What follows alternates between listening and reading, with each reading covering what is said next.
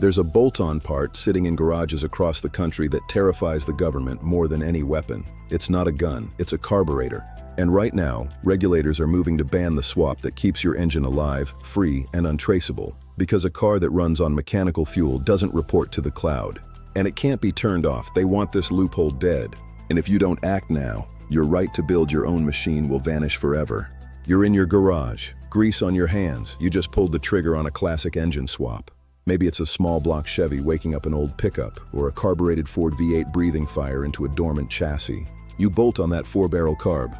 You set the timing with a light. You turn the key. It roars to life. Pure mechanical thunder. No check engine light. No computer handshake. Just you and the machine. You feel that rush of independence. You built this. You own this. You can fix this with a screwdriver and a wrench. You remember the old days, when a car was a collection of parts you could understand, not a black box you had to pay to decipher. You think you've escaped the modern nightmare. You think you're safe, but you're not safe. You're a target. That carburetor you just installed. To the system, it's an act of rebellion. But you're not safe. You're a target. That carburetor you just installed. To the system, it's an act of rebellion. You were told engine swaps are about horsepower. You were told regulations are just about clean air. That's the cover story. The reality is much darker. This is not a glitch in the law. This is the system closing the net. A carbureted engine is a blind spot in the surveillance grid. It has no OBD2 port. It has no ECU to hack. It generates no data. It is invisible. And in a world built on total control, invisibility is illegal. The powers that be aren't trying to save the planet. They're trying to eliminate the last refuge of mechanical freedom. You think you're just building a hot rod? You're building a threat to their monopoly. And in a world built on total control, invisibility is illegal. The powers that be aren't trying to save the planet. They're trying to eliminate the last refuge of mechanical freedom. You think you're just building a hot rod? You're building a threat to their monopoly. The enemy is a three-headed monster. First, the regulators. Agencies that have expanded their reach from emissions to controlling the very definition of a vehicle. They are pushing tampering enforcement to levels never seen before, asserting the authority to fine shops and individuals for modifying emissions equipment, even on race cars. Second, the automakers. They hate the swap market. Every engine you rebuild is a new car they didn't sell. Every carburetor you tune is a dealership service visit they lost. They lobby for strict digital integration to lock you into their ecosystem. Third, the tech giants. They see the automotive aftermarket as a threat to the data economy. If your car doesn't connect, you're off the grid. You're unmonetizable. This coalition is working in lockstep. They want every engine connected, tracked, and controlled. Your carburetor swap stands in their way. Third, the tech giants. They see the automotive aftermarket as a threat to the data economy. If your car doesn't connect, you're off the grid. You're unmonetizable. This coalition is working in lockstep. They want every engine connected, tracked, and controlled. Your carburetor swap stands in their way. But it gets worse. The attack isn't just theoretical. It's already happening. Look at the crackdown on aftermarket parts. The EPA has levied millions in fines against tuners and parts manufacturers. Companies like H&S Performance were forced out of business, their inventory destroyed. Small shops are closing. The cost of compliance is crushing the aftermarket. You're seeing prices skyrocket on simple components because manufacturers are terrified of being targeted. The supply chain is being strangled. They are making it financially impossible to keep the old ways alive. Here's the part nobody tells you. They're moving to digital enforcement. Modern engine control units are encrypted. Try to swap a modern engine into an older chassis. Good luck. The ECU demands a handshake with the original vehicle's security module. It checks VINs. It checks mileage. It phones home. If the digital signature doesn't match, the engine bricks. You're locked out. You can't just wire it up and drive. You need proprietary software keys that only the dealer holds. They are building digital walls around the engine bay. And this technology is filtering down. Inspectors are being equipped with tablet-based VIN decoders that flag engine mismatches instantly. The human element is being removed. You're being judged by a database. And this is where it becomes dangerous. The endgame is total surveillance. Connected vehicle mandates are being proposed that would require every car to broadcast its location and status. Imagine a world where your car reports its emissions data in real time. Remote sensing devices are already being tested in places like California, scanning exhaust plumes as you drive. If your profile doesn't match the database, you get a citation in the mail. No traffic stop, just a digital judgment. Now imagine that system nationwide. Now imagine it linked to your registration. You wake up, your tags are invalid. You're grounded. Or worse, the vehicle is remotely disabled. This isn't sci-fi. The technology exists. The legal framework is being written. They are building a kill switch for non-compliant vehicles. Your mechanical swap is the only thing standing between you and a future where your mobility is revoked by an algorithm. But the trap goes deeper. They want you to believe the future is electric. They're pushing EVs as the only option. But an EV is the ultimate trap. The battery degrades. The software locks are absolute. The charging network is controlled. You can't swap an EV motor. You can't fix the battery. It's a sealed black box. The carburetor swap is the antidote to the EV prison. It's the statement that you reject their controlled future. You choose repairability. You choose range that doesn't depend on a functioning grid. You choose freedom. Every carbureted engine you keep running is a middle finger to the planned obsolescence of the electric age. It's the statement that you reject their controlled future. You choose repairability. You choose range that doesn't depend on a functioning grid. You choose freedom. Every carbureted engine you keep running is a middle finger to the planned obsolescence of the electric age. So how do you beat them? There is a loophole, a window in time and technology that they haven't fully closed yet. The carburetor loophole. It relies on the grandfathering of mechanical systems and the limits of digital enforcement. The loophole is simple. Go analog. Go pre-computer. Build a vehicle that exists outside the digital jurisdiction.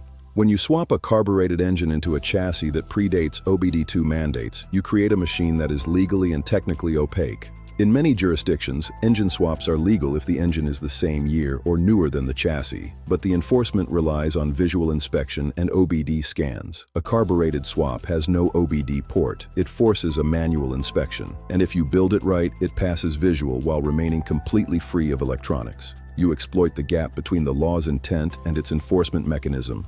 You become a ghost. You need the insider blueprint. This is what the smart builders are doing right now. Target chassis from 1974 to 1987. Post-title standardization, but pre-fuel injection mandates. In the US, vehicles before 1996 are exempt from OBD2 testing in many states. But the sweet spot is pre-1988. You avoid early computer controls. Look for the Toyota pickup, Hilux, 1979-1988. The frame is simple. Swap in a carbureted Chevy 350 or a Buick 215 V8. Look for the Ford Bronco, 1978-1979. Solid front axle, massive bay. Perfect for a carbureted 302 or 351 Windsor. Look for the Chevy C10 square body, 1973-1987. The holy grail of swaps. Parts availability is infinite. For engines, you need purely mechanical iron. The Chevrolet Small Block Gen I, 1955-1986. Specifically, the 350 CID. Cast iron heads, hydraulic cam, mechanical fuel pump, no sensors. The Ford 300 Inline 6. Torque monster, simple carb, indestructible. The AMC 360 V8 found in Jeeps, underrated and tough. And the ultimate prize, the Cummins 6BT 12-valve mechanical diesel. Found in 1989-1993 Dodge Rams, the P7100 injection pump. This is the AK-47 of engines. No electronics. Runs on anything. Swap this into a Ford F-250 or a Toyota Land Cruiser. You get torque, reliability, and zero digital footprint. Prices on 12-valve cores are skyrocketing because the insiders know. Secure one now. For carburetors, use mechanical secondaries. The Holley 4150 or 4160 series. No electronic choke.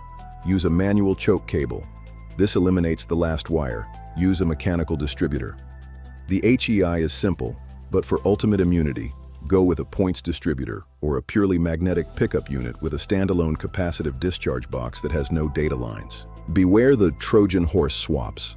LS swaps are popular, but the LS requires an ECU. If you go LS, you must use a carbureted intake manifold and a mechanical distributor conversion kit. Don't fall for the easy wire ECU kits. That's the trap. Once you introduce the computer, you introduce the vulnerability. Stick to the carb. Beware the Trojan horse swaps. LS swaps are popular, but the LS requires an ECU. If you go LS, you must use a carbureted intake manifold and a mechanical distributor conversion kit. Don't fall for the easy wire ECU kits. That's the trap. Once you introduce the computer, you introduce the vulnerability. Stick to the carb. You need a tactical strategy. Don't just buy parts, build a fortress. First, jurisdiction arbitrage. If you live in a restricted state, smart builders are registering vehicles in states with lenient inspection laws. South Dakota, Montana, Arizona. They use LLCs or legitimate residency to title the vehicle where the digital dragnet is weaker. This is legal.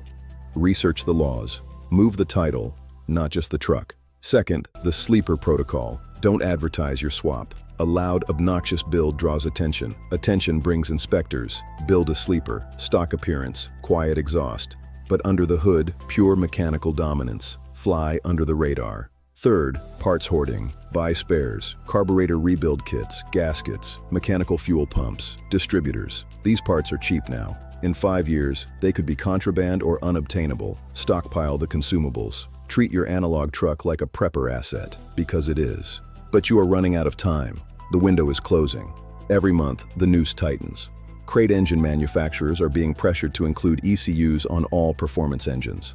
GM's ZZ4 and ZZ6 crate engines are the last of the easy carb drops. Rumors swirl that the ZZ series will be discontinued or replaced by EFI-only variants. When that happens, the price of remaining stock will double overnight. Buy the crate now, even if you don't build yet. Secure the heart of the machine. Aftermarket carburetor manufacturers are facing regulatory harassment. If they get hit with a massive fine, production stops. The supply of new mechanical carbs could dry up.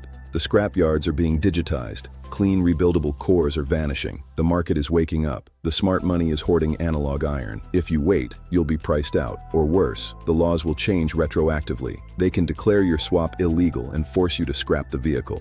This is an extinction event for mechanical freedom. You need to secure your platform now. Build it now. Register it now. Once it's titled and tagged, you have rights. If you wait, you may find yourself building a paperweight. Now, I want to know your battle plan. What's the ultimate carbureted swap you're building or dreaming of? Is it a Cummins into a Toyota, a small block into a C10, or are you already trapped in a digital money pit? Drop your build in the comments. Let's see who's ready to escape. Now I want to know your battle plan.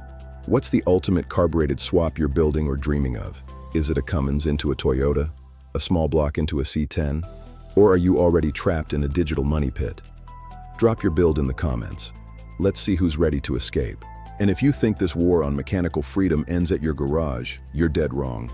The same logic, the same push for digital control and subscription dependency is already infiltrating your home. Your appliances, your tools, even your heating system are being turned into locked devices that report on you and demand monthly fees. In the next video, I'm exposing the smart home trap and how corporations are planning to rent you back your own life. You need to see this before you buy another gadget. Click here to watch now.